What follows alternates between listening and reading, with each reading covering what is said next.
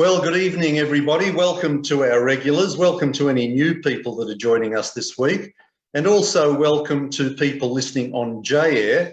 We're now streaming these Australian Jewish Association Zoom sessions via Facebook and audio. It's only audio, obviously, on J-Air Jewish Community Radio in Melbourne. That's 88 FM or j-air.com.au. My name is Alan Friedman. I'm Vice President of the Australian Jewish Association, and I'm again the MC for this evening. Also visible on your screens are David Adler, President of the AJA, as well as our guest for tonight, Mohammad Darwashe, who we will formally introduce in a moment.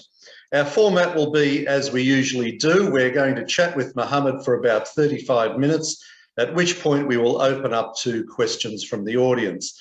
And as usual, if you do want to ask a question, those of you on our Zoom session, the way to get our attention is to raise your hand electronically, and you do that in the reaction icon down the bottom of the screen, and that lets us know that you want to ask a question.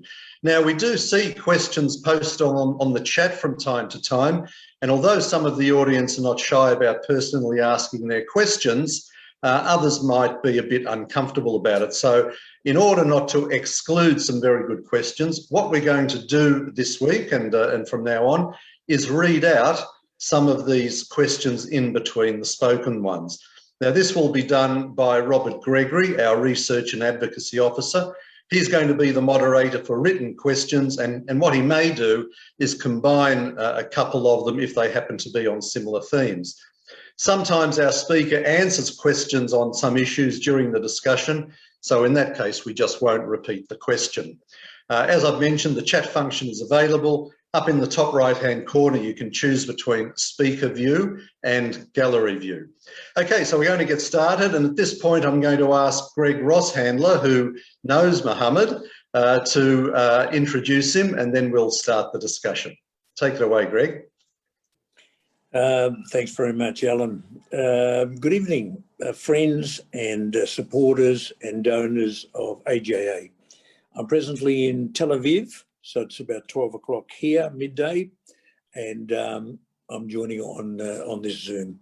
I had the pleasure last weekend of visiting the home of Mohammad Darawshe, an Arab citizen of Israel and a very close friend. I've known him for almost 20 years.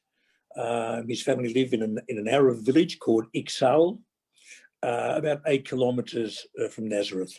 And I've had the privilege of being his guest many times for dinners and so forth. Just quickly, let me say that Mohammad Darwashe is considered a leading political analyst and an expert on Jewish-Arab relations inside Israel. He works as a director of strategy at the Givat Haviva Center for Shared Society, and he has an enormous amount of experience and skill. He's been part of the roundtable at the Prime Minister's office and on strategic planning, and with the Authority for Economic Development of Arab Sector in the Prime Minister's office. Mohammad Darwashe presented lectures and papers in many universities at the European Parliament. He holds a master's degree in conflict and peace studies from Haifa University, as well as a bachelor's degree in political science from Emek Israel College and in English and political science from Hebrew University. I'd like to thank you, Alan and David, for organising this, and Mohammad. Okay, so David, you're going to kick off the discussion, so you can start. Yes, certainly. Well, thank you, Greg, for doing the introduction, and Mohammad for being our guest this evening. Mohammad, I'm sure most people here are very interested in the subject, but know very little about you. So can you tell us a little about the sort of work that you're involved in presently and the organisation that you're involved in? Well, thank you very much, David, for this opportunity to meet the friends from Australia. Thanks, Alan, and definitely many thanks to Greg, my friend, for facilitating this. I can tell you all that Greg is not such a big eater. My wife always goes out of her way to prepare wonderful lunches and dinners, and he leaves most of the stuff on the table. So he needs help when he comes to our home, help in eating. So this is a wonderful friendship and relationship, Greg, that I'm very happy to have, and I'm very happy to have it now be the bridge to the connection with the Australian Jewish Association and the Australian Jewish community. And I'm saying that because when I look at the ecosystem that I live in, I am an Israeli citizen of the state that defines itself not only as the state of the Jews in Israel, but also the state of the Jews outside Israel. So you're part of the ecosystem that we need to understand and learn and engage with to facilitate the proper relationship between the Arab citizens and all of the stakeholders, the other stakeholders in the country. So for me, there are three stakeholders: the Jewish citizens of Israel, the Arab citizens of Israel, and the rest of the Jews outside the state of Israel who have a vested interest into this matter. So my work focuses on two things, David. Givat Haviva was founded already in 1949 at the beginning as the studies center of the kibbutz movement, basically to teach and educate Israelis how to become kibbutznikim. But with time, the organization started assuming additional social responsibilities to make the community much more functioning. It started by teaching Arab citizens Hebrew and by teaching neighboring Jewish citizens Arabic to facilitate personal interactions and friendly neighborly relationships. With time, the work progressed to become more professional and more structural. And now we operate on four main aspects. One is what we call the promotion of good relations between Jews and Arabs in Israel. And that sits on three theoretic areas. One is what we call the social contact theory, how to bring people for proper humanization of each other, how to bring Jewish and Arab youth to meet usually and most of the time for the first time ever in their life. Unfortunately, we live in a situation, 92% of Jews and Arabs in Israel, and I'm speaking specifically about inside Israel proper, not the West Bank and Gaza. 92% of Jews and Arabs inside Israel live in separate residential towns and villages, and 99% of the educational system is also separate. Jews go to separate educational systems and Arab citizens go to separate educational systems. So our job is trying to facilitate and design interactions between the communities. Most of our work is in education, but in the last few years, we've been also facilitating work between neighboring towns and communities to develop joint projects, sometimes even infrastructural projects, such as a joint sewage system or a joint soccer stadium or a joint industrial zone, believing that Jewish-Arab relations is not just about dialogue about identity and narratives. It's about focusing on mutual interests. Because if we focus on identity and narratives, it's mostly getting us to the place of agreeing to disagree. But if we focus on mutual interests, suddenly we realize that yes, we do share the same economy, that we want it prosperous. We do share the same environment, that we want it clean and healthy. We share the same universities, we share the same buses, and we share the same roads. And we have a great deal of interdependency between the communities. So most of our work, most of my daily work is actually focusing in two arenas. One is to facilitate those kinds of interactions. Sometimes it's what we call bottom-up work, to try to bring youth together, community leaders together, Jewish and Arab women to collaborate on a joint study program. But sometimes it's top-down, to try to present to the government ways and methods, policy papers of what can be done or what should be done to speed the process of equal integration. The second arm of our work is to focus our work inside the Arab community in Israel, to build its capacity to engage with the larger Israeli society. So it starts from improving the quality of Hebrew or in Arab schools.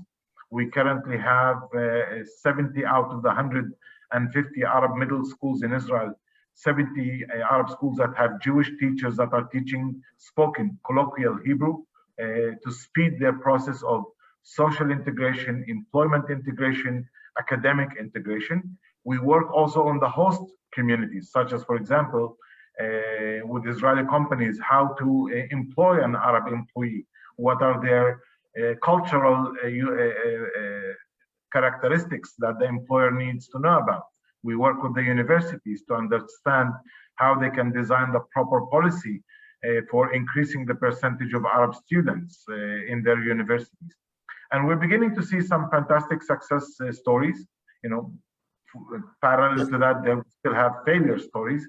But if I can just leave you with, just to keep my answers short as much as I can, just to give you with a taste of a flavor of a success story, Arab citizens who are 21% of the population are almost a third of the medical system inside Israel, and have jumped from 3% of the student population in Israeli universities in 2003 to almost 19% of the student population today, with almost 20% of the engineering students in Israel are Arab citizens, Arab students in Israeli universities that are making their way to become much more effective and productive citizens, benefiting themselves, their own community, but also Israeli economy as a whole. So we try to help those students to better engage and choose the topics of study. One of the best programs that I'm most proud about is called High Tech Seeds, which is identifying Arab kids who are in 9th grade, good in mathematics, and try to start giving them academic courses in computer science. And by the time they finish high school, they have 50% of their undergraduate degree in computer science. This is what Israeli economy needs, but this is also the highest paying job in Israel. So if we produce more Arab employees in the high-tech industry, it will benefit the Israeli economy, it will benefit the Arab community. We are more into what we call equal integration and productive integration, and creating islands of success in Jewish-Arab relations. Okay, Mohammad, thank you very, very much for that. It's interesting that there are, I mean, there's a significant Arab population in Israel. They have choices in the Middle East, but they choose to stay in Israel. Apart from the sort of commercial opportunities that you mentioned, I think that there are other benefits that the Arabs enjoy in Israel. I'm just going to show one of them that we came across recently. This is a chart of life expectancy in the Arab Muslim countries. And the Arab Israelis on this study, which is done by the Taub Center, have the longest life expectancy through most of the Arab Muslim countries. So it seems to me that you're very much focused on positive mutual benefits. Is that a fair statement?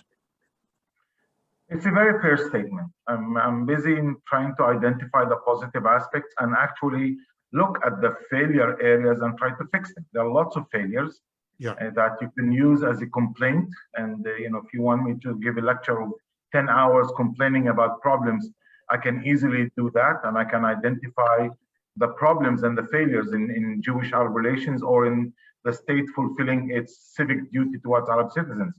But I think that is mainly counterproductive. I would like to focus, and I prefer, and our organization focuses not in trying to deal with identifying the problem, which is easy.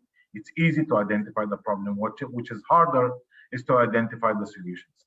David, I think that with the graph that you showed is an indication, basically, that Arab citizens live in a modern economy and in a modern society. That modernization is actually visiting the Arab community and is benefiting the Arab community, and again, benefiting Israeli society in general. But the choice of Arab citizens to stay in Israel is not just a matter of social economic choice, but also it's a matter of belonging. We belong to this land. We're indigenous to this land. We're not guests to Israel. We did not immigrate to Israel. Actually, Israel immigrated to us, and we're learning how to become Israelis. And I think that the Israeli Jews are also learning how to become Israelis and not just Jews in this problem. So we have this mutual identity that we're trying to fit in. For me to live in Israel, it's not a matter of really choice, but a matter of normal continuity of my life. As Greg mentioned, he visited my family and my home a number of times. But my children are the 28th generation of the family living in the same town. So for me to stay in the same village and aspire to see the 29th generation of our family in the same town has no political reasoning. The reasoning behind it is our social normal continuity. The graveyard outside my house where my father is buried is also the graveyard of my grandfather and 26 other generations before him. So it's not just a matter of social economic considerations. It's a matter of, this is our home, this is our homeland. This is not, we don't relate to Israel as only a political entity, but we relate to it also as our normal ecosystem where we have lived for many, many generations and many, many years. And we want to make this relationship work. It's described already in the Declaration of Independence of the state, which promises, and I'm quoting from the Declaration of Independence, promises that children of the Arab nation, it refers to the Arab citizens, not just as individuals, but as a collective, as children of the Arab nation. And it extends an invitation, that's the Declaration of Independence, to stay and be part of the building and prosperity of the country. End of quote of the Declaration of Independence. My grandfather believed this promise. I still believe it. And we want to make sure that it's fulfilled also to the fulfill the principles of social, economic, and political equality, which are also spelled very uniquely in the Declaration of Independence. Mohammed, does the Arab community accept that Jews are indigenous to the land of Israel? Well, I personally do. I think, not just I think, I know from statistics, the majority of Arab citizens also believe that. Right. The better question, David, is that how many Arab citizens accept the Jewish nature of the state of Israel? Because I think that the Jews— I was going to get to that, yeah. Yeah, and the numbers come up to close to 88%, realizing that one, Jews have a connection, whether indigenous or religious or whatever, but the massive majority believe that Jews are there to stay. They don't. The 88% do not see Jews as a visiting momentary population, but as population that is coming also to its home. That does not take away my feeling and my sense that this is also my home and my homeland, and I'm also indigenous to the place. So the exclusive debate about whose land is it, this is a debate that I think is counterproductive. Yeah. And in my view, it also negates the principles of the Declaration of Independence. So we need to draw a distinction, I think you'd agree, between the Arab-Israeli community that you play an important role in vis-a-vis the population in Gaza or the population in Judea and Samaria, that the influence of Hamas or the Palestinian Authority, which has in those areas, the group you're talking about, the 88% support for the Jewish identity of Israel, we're talking about the Arab Israelis.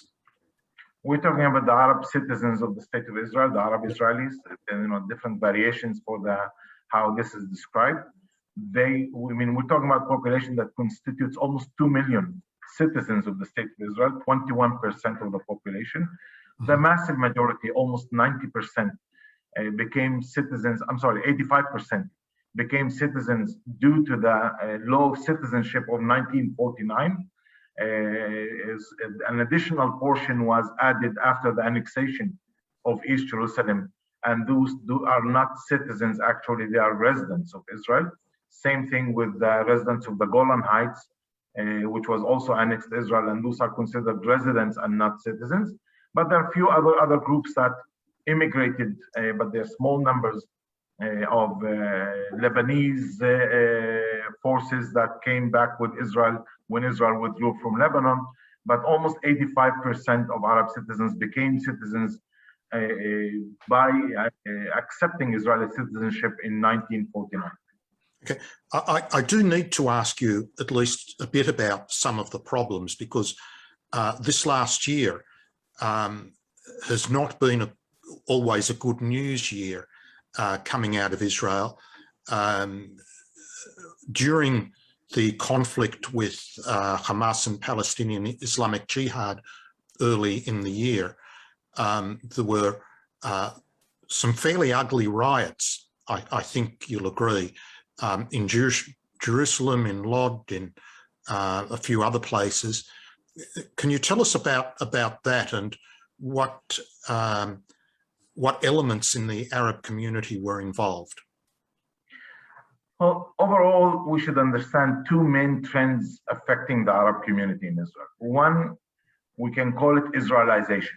The Arab community is going through an Israelization process, which is social, economic, and political identity that is developing with time. Parallel to that, there is the re-Palestinization that started in 1967 after the war and exposure to the Palestinians in the West Bank and Gaza. That re-Palestinization process basically forces a few questions that face the Arab community. For example, what is the role of Arab citizens in the cross-border conflict between Israel and the Palestinians? The massive majority of Arab citizens, although choosing to remain Israelis, do support the concept of the creation of a Palestinian state in the West Bank and Gaza. And they do support the mission of the Palestinian people in moving towards accomplishing that goal, and see that the Palestinian struggle towards that is a legitimate struggle, although not willing to import the struggle inside Israel in order not to harm Jewish-Arab relations in Israel. And the question is always, where do we put the line? Where do we put the limit? How much confrontation do we allow ourselves that one does not affect our relationship with the Jewish population the day after a demonstration? Because the following day we'll be in the same bus, we'll be in the same university, in the same workplace. This debate has been present, I would say, since the Oslo agreements. And the Oslo agreements basically told us, the Arab citizens, your future is separate than the rest of the future, of the rest of the Palestinians. You will forever be Israeli citizens. And if a Palestinian state is to be created, it will be a Palestinian state to serve the Palestinians in the West Bank and Gaza, and maybe the Palestinian refugees outside, but not to serve the Arab citizens inside Israel. So this was a lesson that started telling us two messages. One, yes, we agree for the two-state solution. I would like to see a Palestinian state, not at the expense of the state of Israel. But secondly, how much support do we provide that does not affect our civic integration in Israeli society?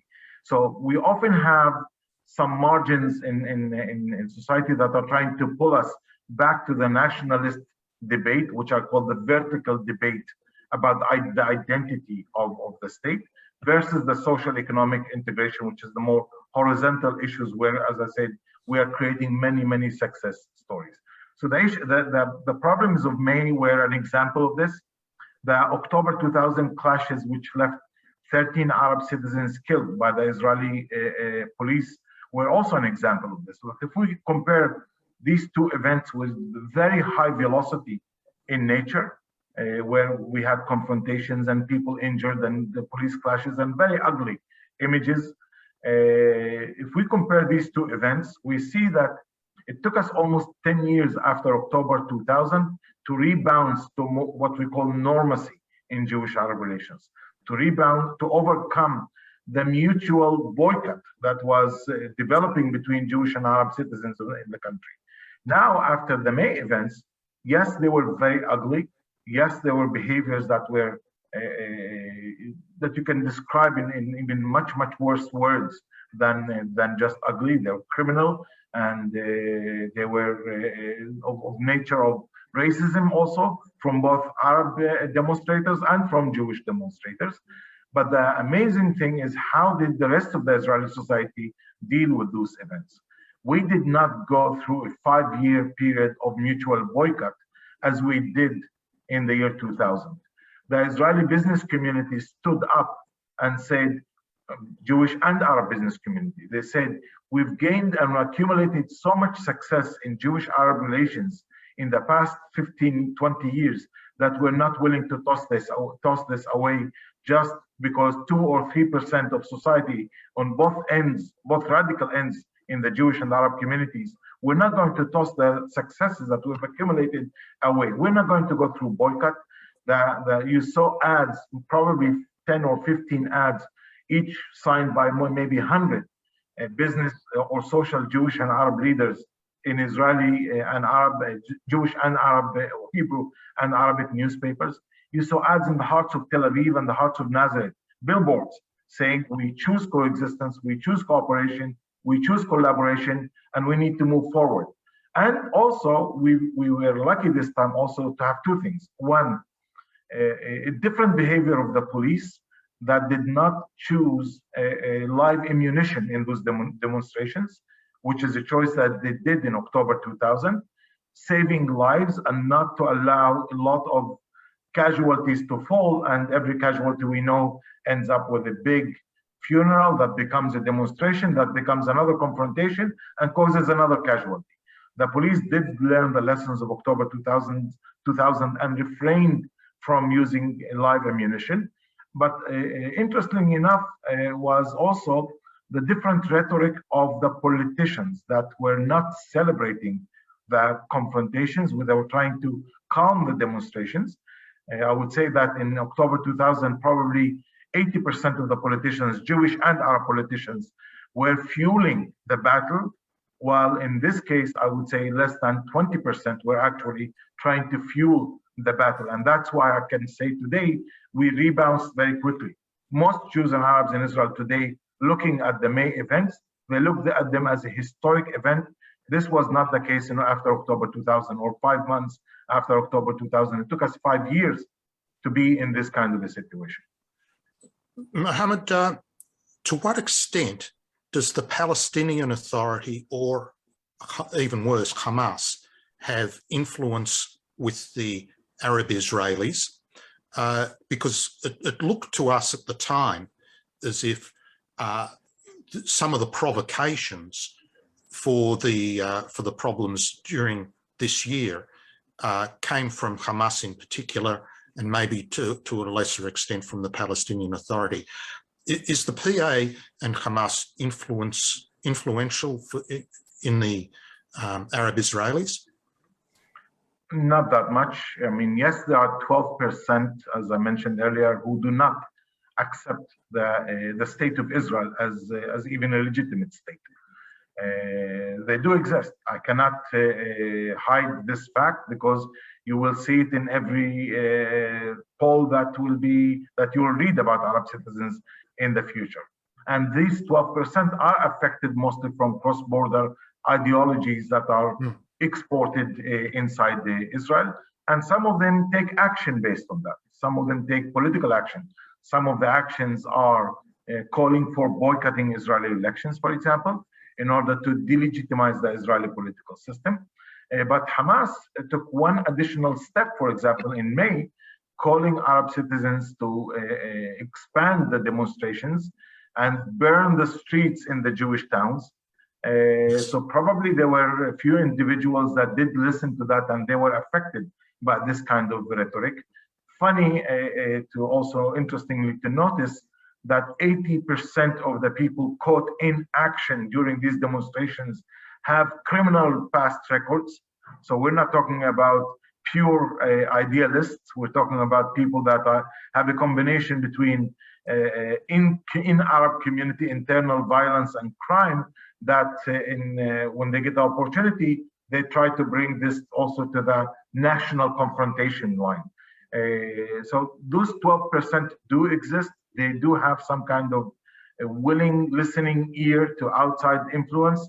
Sometimes you might even have some financial influence. I can't refer to this directly. I don't know any facts, but I hear a lot of stories about financial interests that come.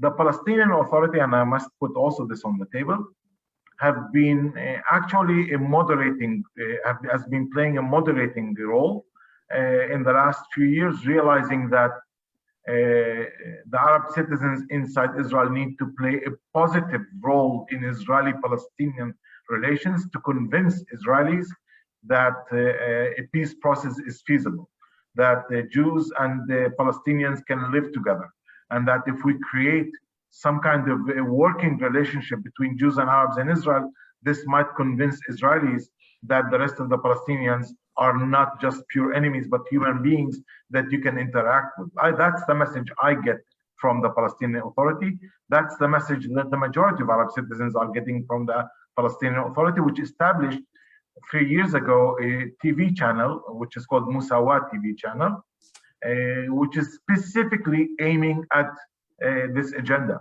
And the Palestinian Authority and the PLO are funding this TV channel. And as I said, their argument is actually in line of what I'm talking about positive integration of Arab citizens, so that we are not serving as a scare tactic towards Israeli Jews.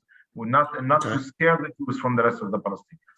Now, just before we open with questions, I'll ask you about one last issue, and it is a positive one. We've been talking about problems for a few minutes now, and that's the Abraham Accords, which has brought, we're strong supporters of the Abraham Accords. It has developed a new level of relations between Israelis and some Arab communities. How do you see that having an influence? Is there an influence for the further development of relations with Arab Israelis? Former US Ambassador David Friedman recently said that peace is doable as more Arabs, as more Muslims are visiting Israel as a result of the Abraham Accords. Gradually, it demonstrates that positive relationships are possible. What's your perspective on the Abraham Accords?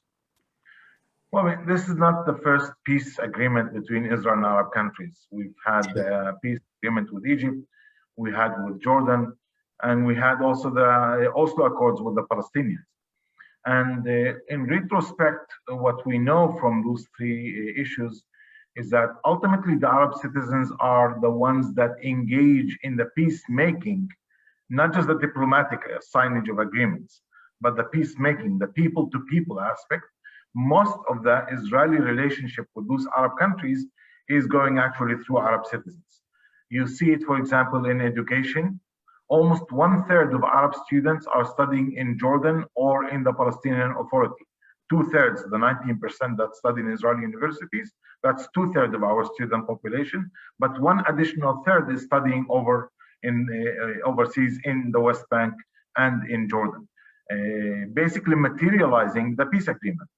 Almost 60% of the trade that goes on between Israel and Jordan is also through Arab business people. Today, with the Bahrain and the Emirates, and especially the Emirates, almost 65% of the travelers on the airlines to the Emirates are Arab citizens. More than half of the business deals that are developing between Israel and the Emirates are with Arab business people, also from the state of Israel. So for the Arab citizens, what is called normalizing with Arab countries is actually a good thing, because we do want to normalize with Arab countries. For us, this is naturalization of our potential and maximization of our potential of being both Israeli citizens with Arab identity or Arab culture, that we can help facilitate this discussion. Now, the political context of those agreements is questionable, because some people see that it is bypassing the main issue, which is the Palestinian issue. This is a debate that happens in Israel. Actually, yesterday there was discussion about Rabin's legacy in Israel, and Rabin's legacy basically says, let's solve the Palestinian problem first and move then to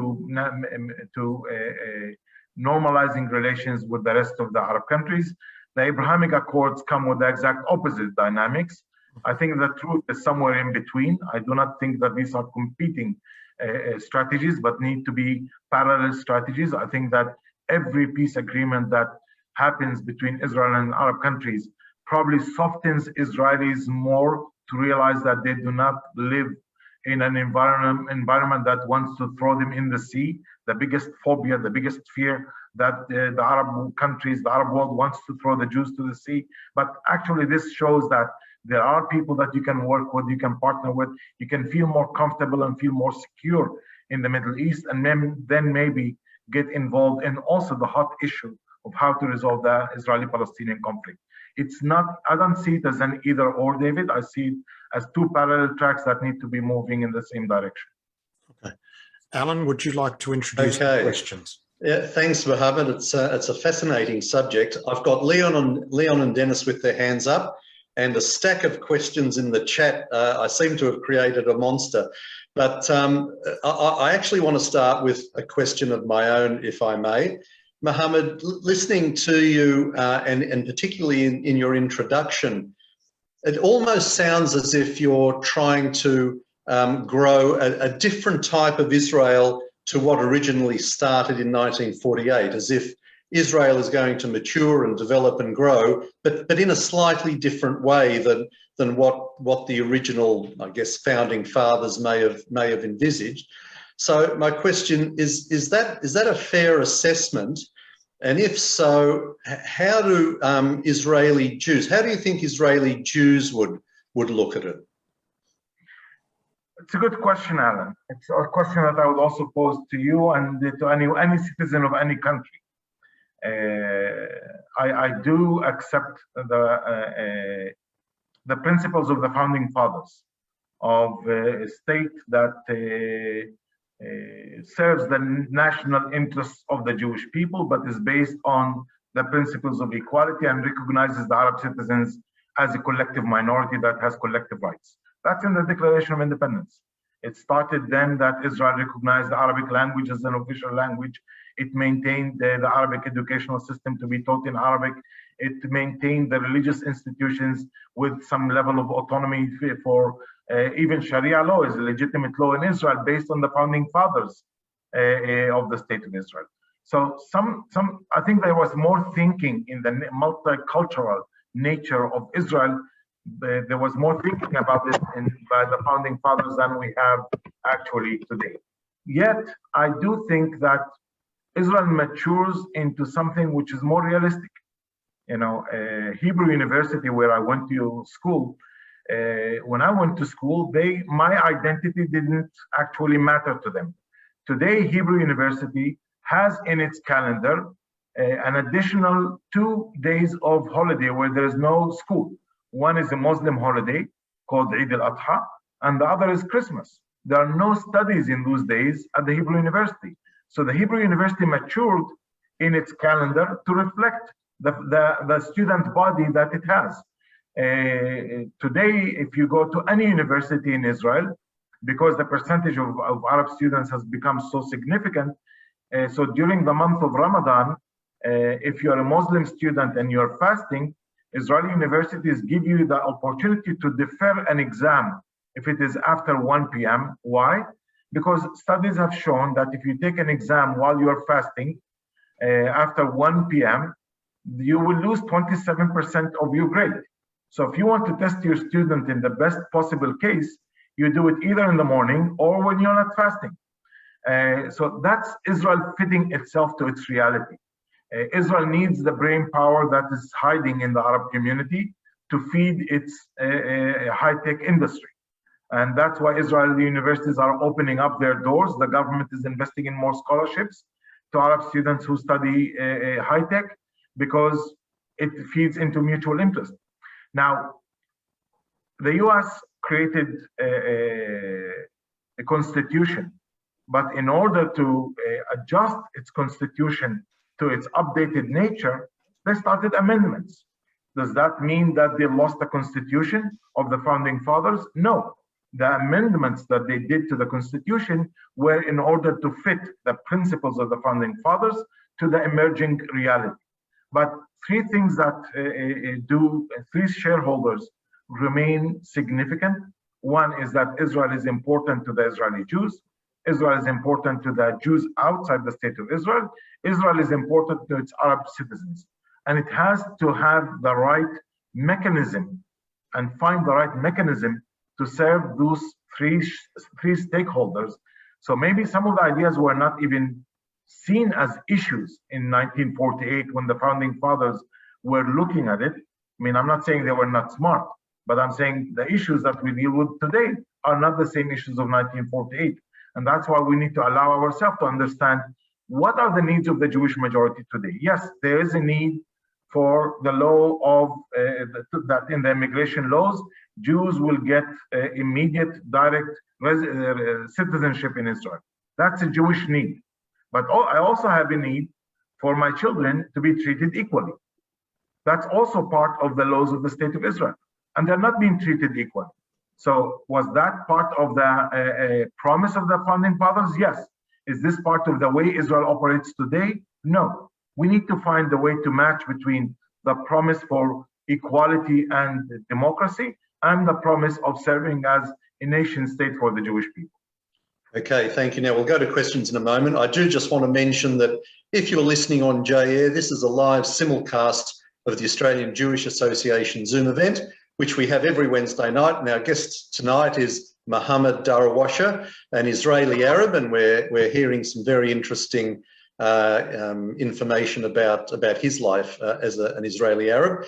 I'll just hand over to David very quickly to just tell us about next week, and then we'll go straight into your questions.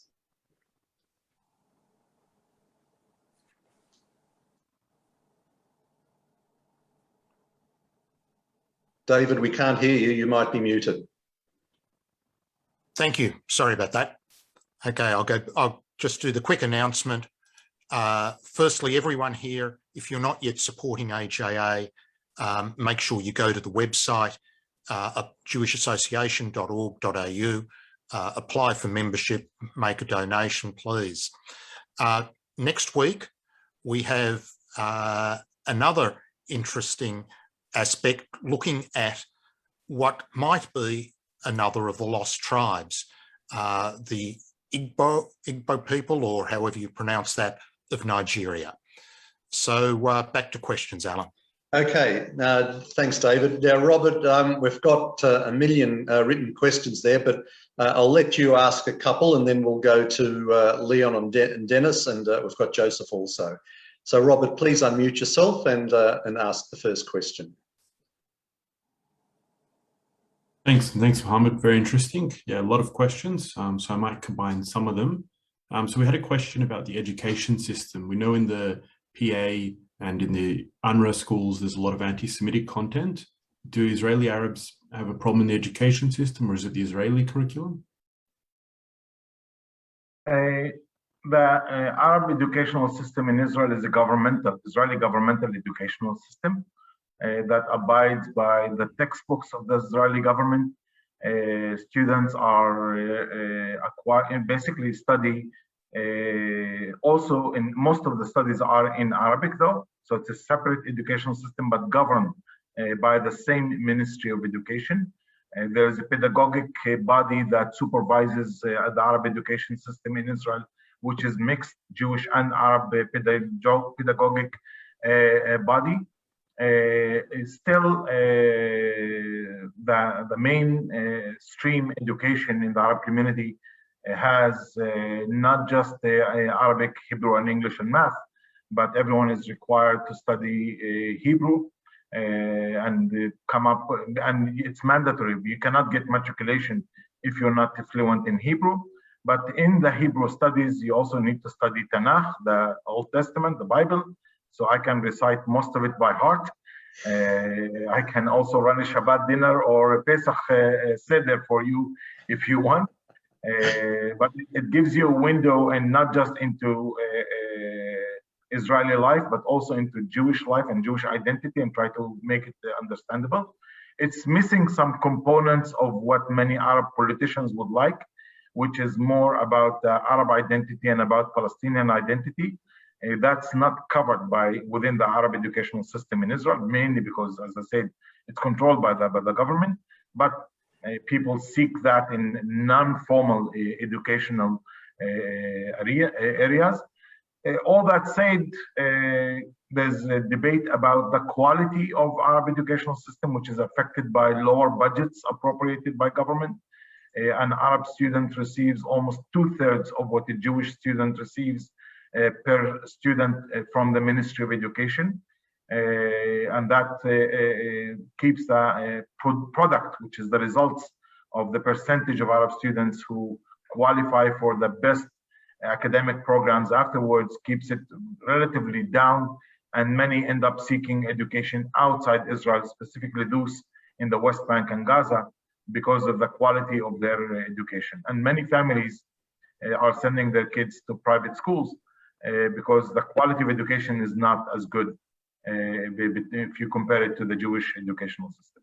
Okay, Mohammad, so where does the UNRWA textbooks come into all of this?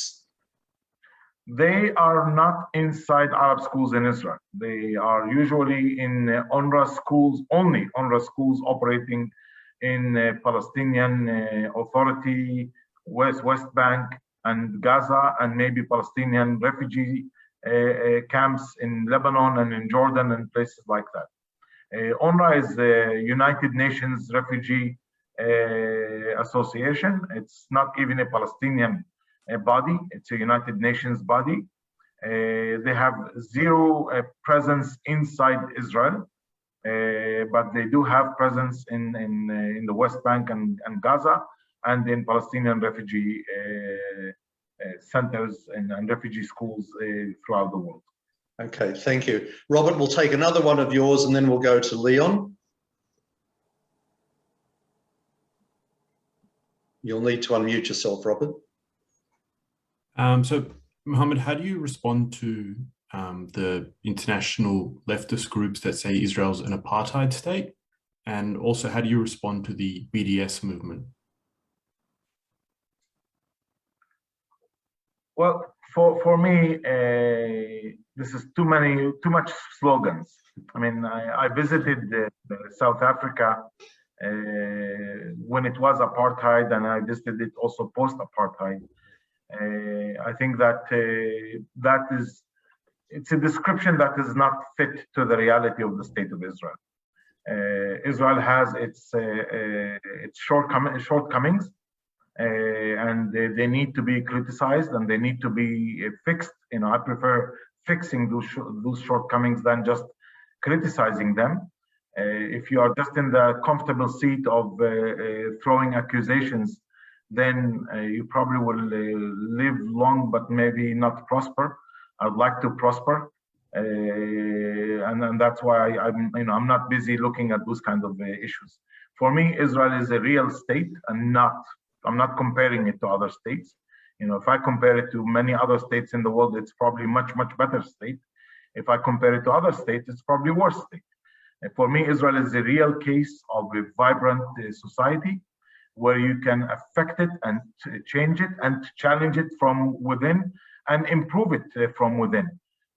That's my duty as a citizen. If I have a complaint about a problem, I have a duty to try to change it either by my vote in elections, and I have an equal right to vote, which was not the case in South African apartheid, or by taking civic action, organizing a non-governmental organization that works legally under the legal system of the state and tries to change the educational system. I mean, the project I mentioned earlier, where we're placing Arab teachers in Jewish schools and Jewish teachers in Arab schools, it's a private initiative of mine in February 2005 to challenge the segregated educational system in Israel and to say, this is not good.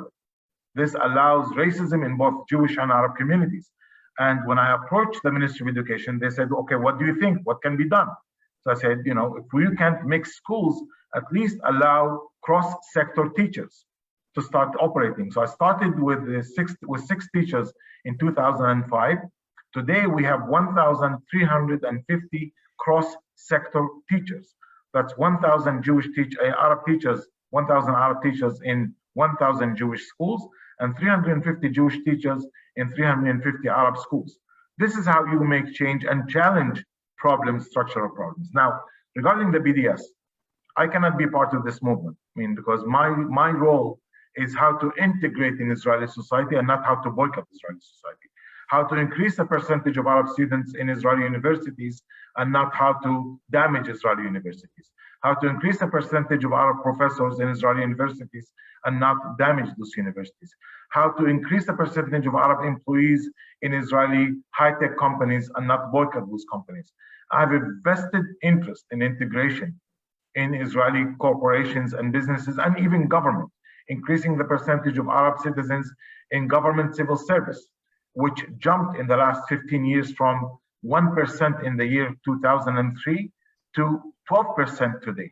I take pride in the fact that I was part of trying to move the government into this direction. They opened the doors. We trained the potential employees to fit the job. So we are incorporating qualified people and not just Arabs, but qualified Arabs for those jobs. I take pride in the fact that the Israeli police force changed its police body from only 1% police in the police force was Arab in the year 2000 to almost 11% of the Israeli police force is Arab today. These are changes happening on the ground. So to say, okay, I don't want to engage with Israeli institutions, that's too simple, that's too easy. I prefer to take the hardest role of taking action on the ground to improve the chances of Arab women to find a job. And we know that the Arab community, which is 21% of the population, creates only 10% of the jobs. It's a weak population, it's a poor population, does not create enough jobs. So in order to create jobs for those unemployed Arab women, instead of just throwing another slogan of boycott and disinvest, I knock on doors of Israeli companies and I ask them to create jobs. We increased the percentage of Arab women in the job market in Israel from 17% in 2007 to 41% today. 41% of Arab women are working, and most of them are working in the Hebrew-speaking Jewish business environment. So for me, that is, by the way, that's 56,000 new Arab women that bring salary at the end of their day. That's 56,000 families. Average family is 5 people, that's 280,000 families affected by this matter. 280,000 individuals. That's more than close to about 14% of our population.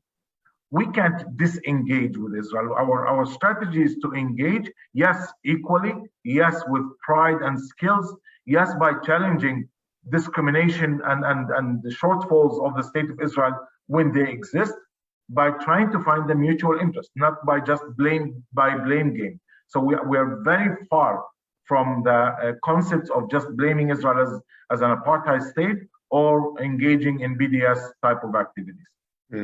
Thank you, Mohammed. Leon, please unmute yourself. Leon doesn't have a camera, so please ask your question. Not so long ago, we heard from the head of a research organization called Palestinian Media Watch about the kind of anti-Semitic material that the Arab Palestinian Authority teaches to its children in various media.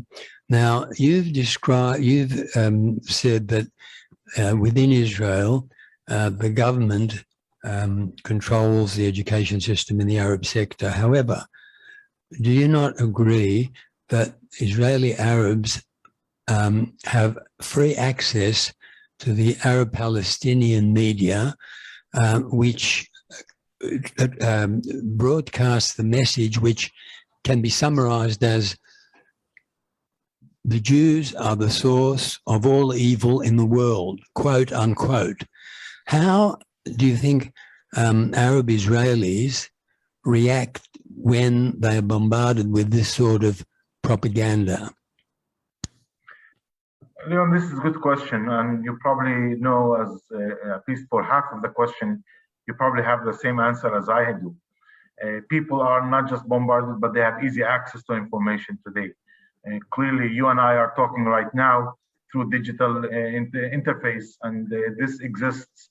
And as I mentioned earlier, 1/3 of our university student population studies in the West Bank and Gaza in universities. So it's not only getting exposure via media, but there's also physical interaction. And I mentioned earlier, we're going through two parallel tracks. One is the Israelization track, and the second is the re-Palestinization track. I'm not denying having that kind of influence coming either by being pushed to us by the Palestinian Authority or by Hamas or by other people, or by pull. Sometimes we're even pulling this kind of information. I mean, I know, for example, that we prefer seeing the Arab superstar shows of music than seeing the Israeli superstar shows. Why? Because it's Arabic music, which is more relevant to us.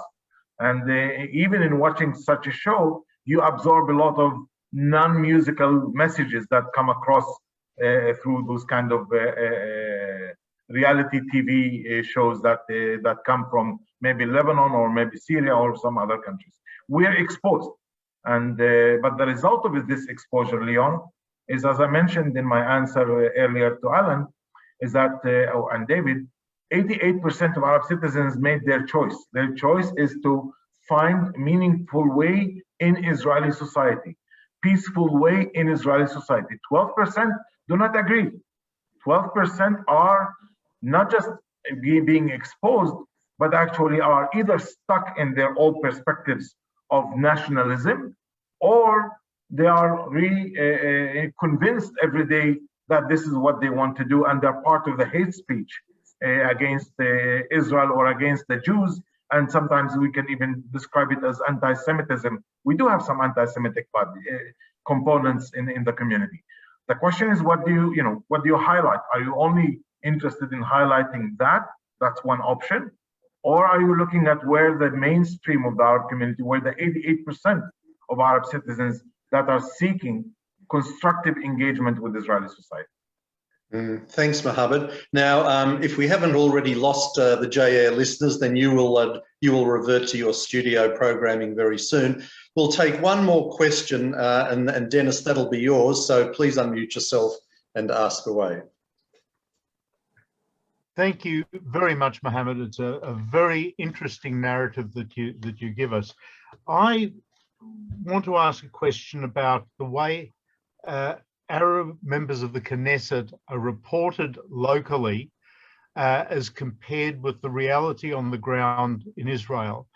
It tends to be that the local Jewish press tends to paint the Arab MKs as being negative or derogatory or in some other way not cooperating with the broader Jewish community in terms of bettering Israel overall. I want to know, is that the reality on the ground in the Knesset, or is there, I mean, obviously they're part of the government at the moment, or some of them are, so there must certainly be a lot more cooperation than we are being fed here in the local Jewish press.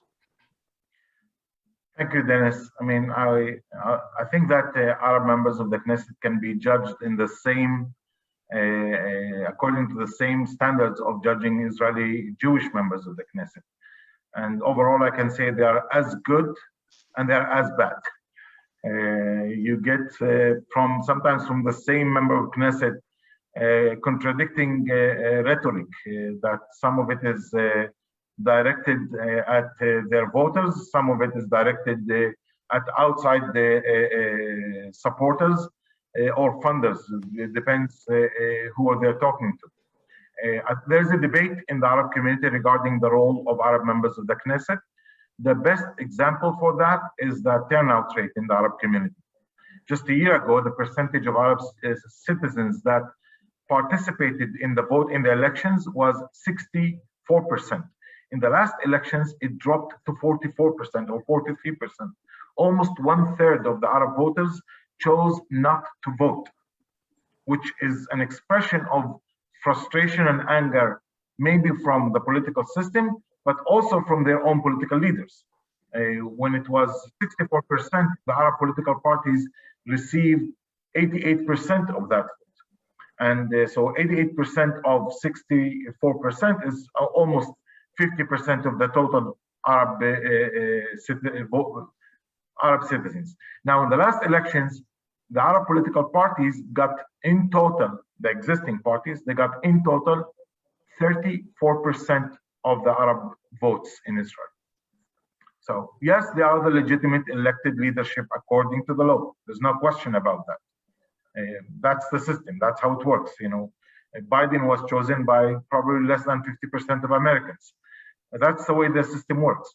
But let's not forget that 66% of Arab voters chose not to vote for them because there was no debate until that moment. There was something called the joint list, which tried to create some kind of conformity of Arab political position, which in reality doesn't exist. People have different views of how to engage in Israeli society. And we see now the split of the joint list was on this matter. Do we engage constructively with Israeli society, or do we remain as eternal voice of opposition and pain, expressing the anger and pain and frustration? Again, that's also legitimate. It's legitimate to express anger and frustration. But at the end of the day, you need to deliver answers. You need to bring extra chairs to the school system. You need to create more jobs. You need to fight poverty. Poverty rate in the Arab community, Dennis, is 47%. And if the political leaders do not find a solution for that, crime will take over. People start seeking to crime to try to resolve their social economic difficulties. And we see this happening. Dramatic increase in crime in the Arab community over the last 5 years, which is now bordering almost 80% of the crime rate in Israel, 20% of the population, but 80% of the crime. Okay, Danny's been waiting a while. Danny, we'll squeeze you in, so please unmute yourself and ask your question. Mohammad, thank you very much. Very, very interesting. And shout out to AGA for putting you on. I have a fundamental concern that I think most people do. Most of the Western world is very committed to democracy, to the election process. And the big criticism of Abbas and the PA is there has been no elections for 15 years, whatever the period is.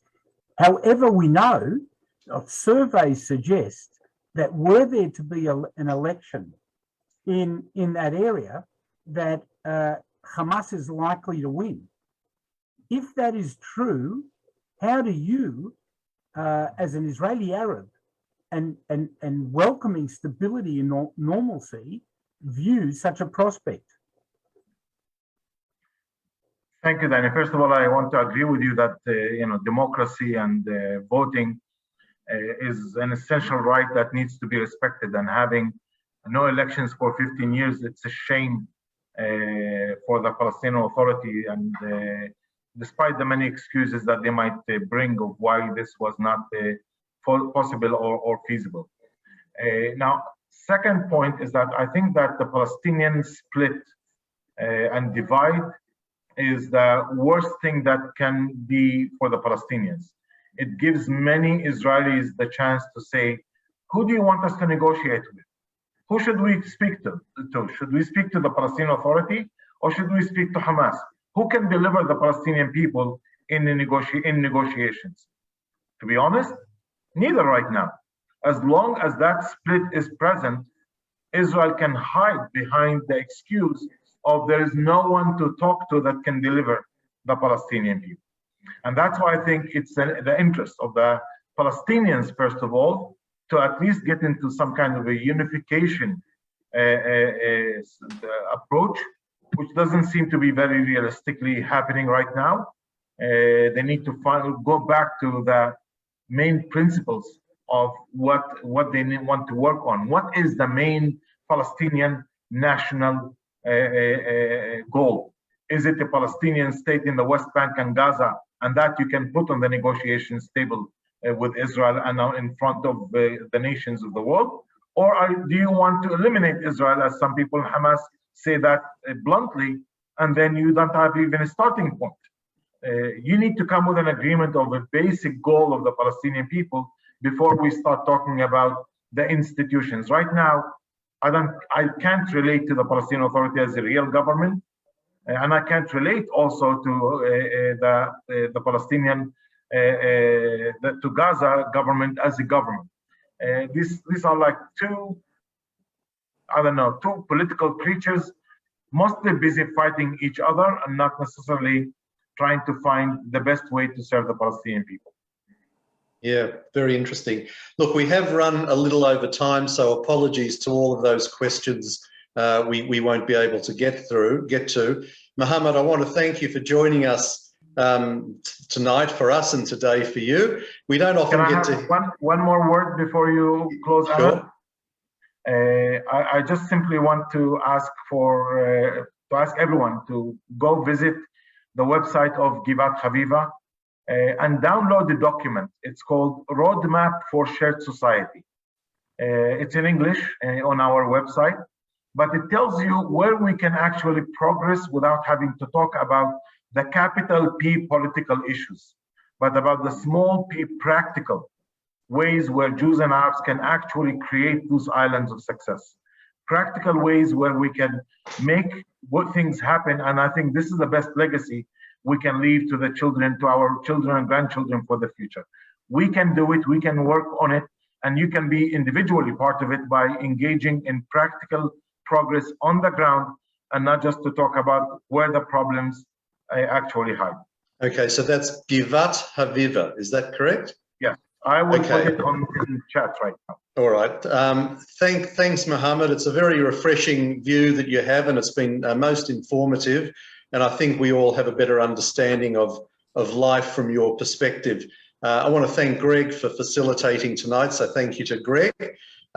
We have gone a bit over time. If you're in the mood for some more Jewish-themed entertainment, Morris Klein has his L'chaim show. It's on right now. It's on 3ZZZ FM 92.3 or 3ZZZ.com.au. So until next week, we look forward to joining you again. But until we do, I wish you all a very good night. So bye for now. Thank you very much. Bye-bye. Bye.